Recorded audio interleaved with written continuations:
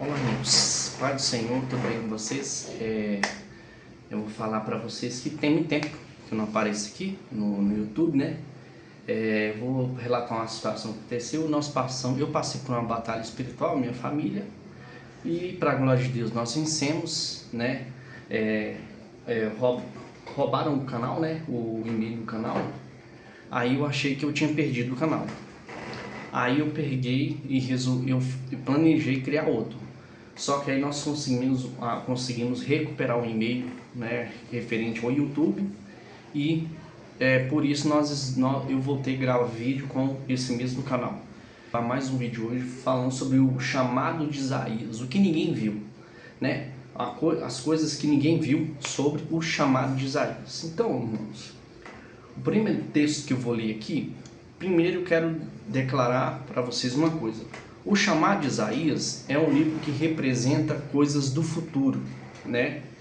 Então, o primeiro texto que eu vou ler está lá em Isaías capítulo 3, que fala o seguinte: e clamavam uns aos outros, dizendo: Santo, Santo, Santo, é o Senhor dos exércitos, toda a terra está cheia da sua glória. Ou seja, então, o que é o que Deus tem trago no meu coração a respeito disso?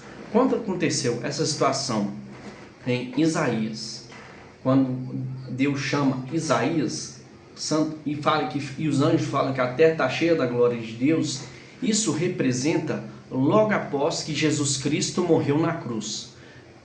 Em termos, o livro de Isaías é um livro messiânico que fala a respeito do Messias, que fala a respeito do nosso Senhor e Salvador Jesus Cristo, e isso traz uma alusão sobre o que aconteceria depois da morte de Cristo. Então, isso é muito interessante, que foi uma revelação de Deus, né? Que eu tenho buscado Deus muito para Ele me dar essas revelações, para Ele poder estar trazendo aqui no canal. Vamos prosseguir? Então, no tempo da lei, a glória não estava sobre a terra. Por quê? No tempo da lei, a glória estava presa no véu do templo. Aí lá em Mateus 27:51 fala assim: naquele momento o véu do santuário rasgou-se em duas partes, de alto a baixo, e a terra tremeu e as rochas se partiram.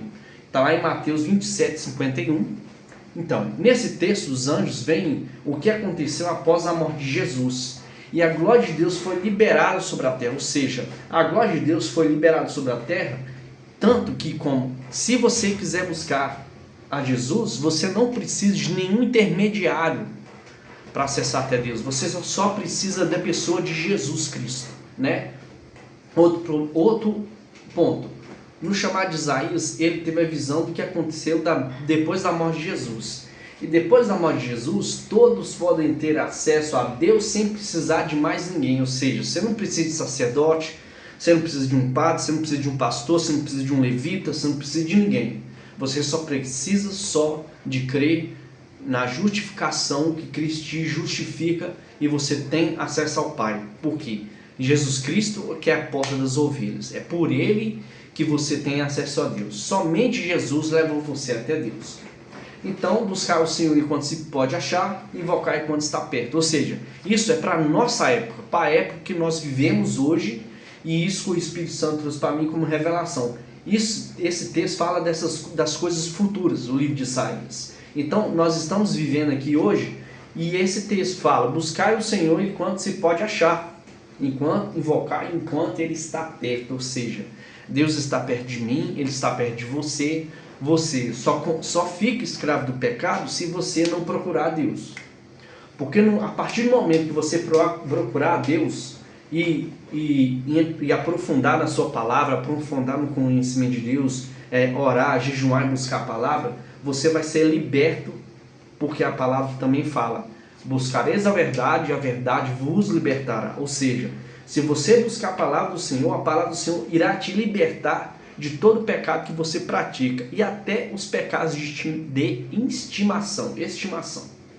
Então, prosseguindo, então Isaías no capítulo 55, no 6 versículo 9, que fala: buscar o Senhor enquanto se pode achar, invocar enquanto Ele está perto. Ou seja, por quê, irmãos? Porque em breve chegará um dia em que nós não conseguiremos buscar o Senhor mais. Ou seja, se nós buscarmos o Senhor enquanto estamos vivos e aproveitarmos a oportunidade gratuita de buscarmos a Deus, Deus se revelará para a gente. Deixe o ímpio o seu caminho e o homem maligno os seus pensamentos e se converta ao Senhor, que se compadecerá dele e se torne para o nosso Deus, porque grandioso é em perdoar. Ou seja, não interessa o pecado que você praticou, os erros que você cometeu. Deus, ele desde que você desvie dos seus caminhos maus, dos seus caminhos malignos, da sua mente maligna, dos seus desejos pecaminosos, Deus está disposto a te perdoar e fazer você se tornar filho de Deus. Porque a palavra de Deus fala lá, não fala que todos aqueles que aceitaram a Jesus têm o direito de ser chamado filho de Deus. Se você não aceitar Jesus, você não tem direito de ser chamado filho de Deus. Então, se você não aceitou Jesus ainda, irmão, você não tem direito de ser filho de Deus. Você só vai ter direito de ser filho de Deus no dia que você dobrar os seus joelhos na sua casa. Jesus, eu te confesso como meu Senhor e meu Salvador. É somente assim que você é filho de Deus. E no versículo 9 diz assim: porque assim como nos céus são mais altos do que a terra, assim são os meus caminhos mais altos do que os vossos caminhos, e os meus pensamentos mais altos do que os vossos pensamentos. Ou seja, o que Deus tem para a humanidade é pensamento bom, é pensamento, irmãos, de regozijo, de bênção, de estar num lugar bom, de ter vitória, de ter uma bênção na vida. Então, prosseguindo aqui, então, no texto, o texto fala sobre futuro próximo, antes da morte de Jesus, que ninguém encontrava Deus fácil, ou seja, ninguém encontrava. Ninguém tinha acesso a Deus. As únicas pessoas que tinham o Espírito Santo de Deus eram os reis, os profetas e os sacerdotes. Eles tinham o Espírito de Deus. Quem não estava nessa classe pré-determinada não tinha acesso ao Espírito de Deus e não tinha esse relacionamento que hoje todo homem pode ser cheio do Espírito de Deus, pode ter acesso, pode conversar, pode ter um relacionamento com Deus e pode trilhar o caminho, indo a caminho da salvação. Por quê? Qual que é o caminho que você trilha para ir para a salvação?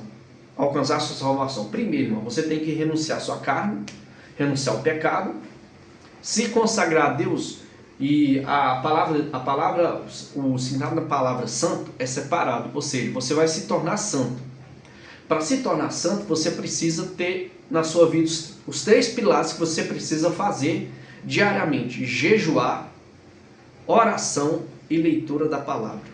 Sem esses 3, você não consegue ter uma vida cristã sadia. Porque se você jejuar, você se torna mais fácil para ouvir a voz do Espírito Santo, ouvir a direção de Deus. E se você jejuma, você se prontifica para ser assim. E se você ora, você começa a trazer os pensamentos de Deus sobre a sua vida. E se você lê a palavra liberta você dos seus pecados. Porque Deus liberta a gente a partir do momento que nós lemos a palavra. Que nós lemos a palavra, não só, tipo assim, a palavra fala que por ouvir a palavra a gente gera fé no nosso coração. Mas eu vou falar para mim e para vocês o meu exemplo, né, irmãos? O meu exemplo é que desde que eu converti, eu tinha 14 anos, né? E eu tive uma experiência com Deus no monte. E eu era um jovem depressivo. Deus tirou toda a depressão que estava em mim. Deus tirou tudo de ruim que estava em mim, que me entristecia, e me curou e me encheu da alegria dele. Então, a partir desse momento, Deus encheu meu coração de alegria. Eu tinha alegria em servir, em fazer as coisas para Ele. Até que na nossa vida tem altos e baixos, até no momento que eu me desfiz um pouquinho disso, deixei um pouco as coisas do Senhor por outras coisas, né? Então, Deus, Ele quer que a gente se arrependa, né? Se você caiu de novo, se é cristão, você caiu, vamos supor, se eu cair, eu tenho que buscar o Senhor, porque Deus é pronto em nos perdoar. Porque o sangue de Jesus, ele é o suficiente para nos justificar. O sangue de Cristo é o suficiente para nos justificar. E glória a Deus seja por causa disso. Então vamos lá. Nós estávamos todos condenados, mas o nosso Deus amoroso nos trouxe esperança. Ou seja, a cédula que havia contra nós foi paga. pela pessoa de Jesus Cristo. Ou seja, tudo que havia contra você, meu irmão, você pecou, você adulterou, você viu pornografia, você fez um monte de coisa errada, você matou gente, você fez. Isso aí não é nada que o sangue de Jesus possa apagar. Então, se você se arrepender, o amoroso Deus e o seu Filho Jesus vão alcançar a sua vida. Então, essa palavra que eu falo aqui, mas é uma palavra também que traz no nosso coração a consciência de arrepender, de se arrepender dos pecados e voltar o seu coração para Deus.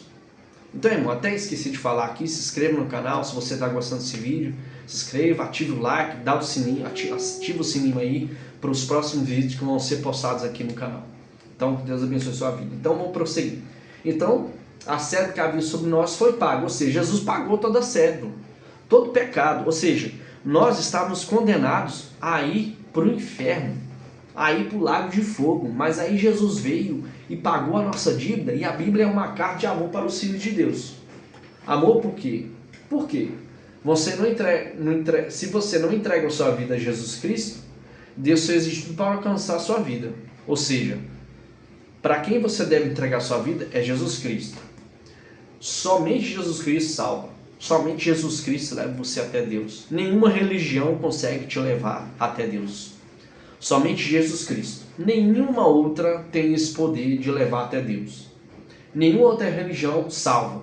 Somente Jesus Cristo salva as pessoas. Se você quer ser salvo, se converta a Jesus. Se você quer ter uma vida em abundância, se você quer mudar a sua vida, entregue a sua vida a Jesus. Só assim você vai poder alcançar Deus e poder ser filho de Deus e experienciar das experiências que Deus tem para você, tem para mim, tem para todos nós. E Deus fez de tudo para alcançar a nossa vida. Ou seja, primeiro, o problema que eu vejo no mundo hoje, irmãos, é que o mundo rejeita a pessoa de Cristo. E Deus fez tudo para alcançar. E Deus está sendo rejeitado pelo mundo. Vocês estão entendendo? Deus está sendo rejeitado. O que Deus colocou, o que Deus criou para ser, a humanidade que tem vivido até hoje, com tudo que sempre funcionou do jeito que Deus criou, está sempre funcionando. Mas o mundo quer desvirtuar as coisas de Deus, quer colocar outras coisas e que ferem a vontade de Deus. Vamos prosseguir aqui. Então, em Gênesis, Deus fez a promessa. Então, o Senhor Deus disse à serpente. Está lá em Gênesis capítulo 3, do versículo 14 ao 17, que fala assim: Então o Senhor Deus disse à serpente: Porquanto fizeste isso, maldita serás mais que toda terra, toda fera, mais que todos os animais do campo, e de teu ventre andarás, do pó comerás todos os dias de sua vida. Porém, inimizade entre ti e a mulher, e entre a semente da tua mulher, entre a tua semente e a sua semente, e esta te ferirá a cabeça, tu lhe ferirás o calcanhar. O que é que esse texto quer dizer? Esse texto quer dizer, irmãos, que fala sobre Jesus.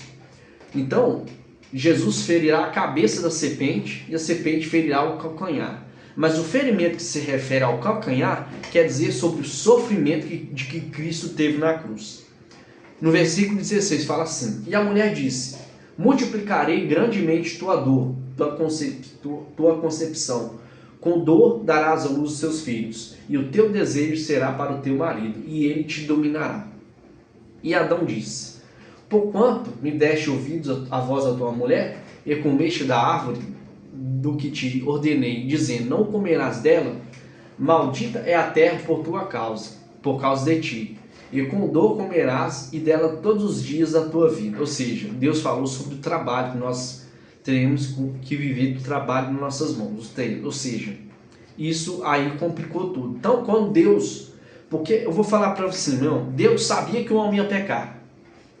Deus sabia, porque Deus, irmãos, vou dar um exemplo para você, que eu falo na igreja quando eu prego. Eu falo: irmão, se você vem para a igreja falando que você vai surpreender Deus, você não vai surpreender, porque Deus já sabe o que está no teu coração. Antes de você falar, Deus já sabe o que vai acontecer. Então, Deus, ele já sabe todas as coisas. Deus já sabia que o homem ia pecar, e Deus já sempre tem um plano para poder trazer as coisas como eram antigamente. Então, próximo tópico. Então, o chamado de Abraão. E o Senhor disse a Abraão, isso aqui, irmãos, isso aqui fala sobre o que Deus tem para a humanidade. Então o Senhor chamou Abraão, tá em Gênesis 12, do 1 ao 7. O primeiro versículo fala assim: Então o Senhor disse a Abraão, sai da tua terra, do meio dos seus parentes e da casa do teu pai, e vá para a terra que eu lhe mostrarei. E farei de você um grande povo, abençoarei e tornarei famoso o seu nome, e você será uma bênção. Abençoarei os que o abençoarem, e amaldiçoarei os que o amaldiçoarem. Por meio de você, todos os povos da terra serão abençoados. Ou seja, nesse texto aqui, no final do versículo 3, fala que Deus vai abençoar quem abençoar a nação de Israel e vai amaldiçoar quem fala mal da nação de Israel. Ou seja, se você se levanta contra Israel, você está sendo amaldiçoado. Ou seja, eu vou dar um exemplo. O presidente do Brasil, ele é contra Israel, ele é antissemita. Ou seja, por causa dessas questões, o Brasil está sofrendo maldição, porque o nosso governador máximo está se levantando contra Israel, né? E defende coisas que eu não vou falar aqui, porque eu não estou aqui para falar de política. Estou aqui para falar sobre a palavra de Deus. Então partiu Abraão como Deus ordenara. Ou seja, Abraão teve que ter muita fé. Por ouvir uma voz assim, ele nem conhecia Deus, ouviu uma voz assim, pegar e fazer. Então partiu Abraão como Deus ordenara, e Ló foi com ele. E Abraão tinha 75 anos quando saiu de Harã. Ele levou sua mulher Sarai, seu sobrinho Ló e todos os bens que havia acumulado e os seus servos que habitavam nessa terra. E o Senhor apareceu a Abraão e disse: a sua descendência darei essa terra. Abraão construiu ali um altar edificado ao Senhor e que havia aparecido. Então, irmãos, quando Deus fala que todas essas famílias da terra serão abençoadas, é por causa de Abraão, né? Então essa parte que eu falei de chamar de Isaías, que Isaías ele fala de coisas futuras. Então todo o texto que fala no livro de Isaías sobre o chamado, sobre muitas coisas, você percebe isso, se você olhar, é para uma dimensão futura. Porque no tempo que o livro de Isaías foi escrito, não havia brecha para aquilo. Aquilo haveria após a morte de Jesus. Você buscar a Deus e quando se pode achar, é para hoje, é para agora. Então se você deixou de buscar a Deus de alguma forma, volte atrás, irmãos, e volte a buscar a Deus. Porque Deus tem um ótimo plano para a sua vida. Então, irmãos, eu espero que vocês tenham gostado do vídeo. Esse é o vídeo. Então, até o próximo vídeo. Eu vou divulgar no Shorts. Os próximos vídeos serão falados. E que Deus abençoe sua vida. No nome de Jesus. Amém. Até o próximo, irmãos. Amém. Tchau, tchau.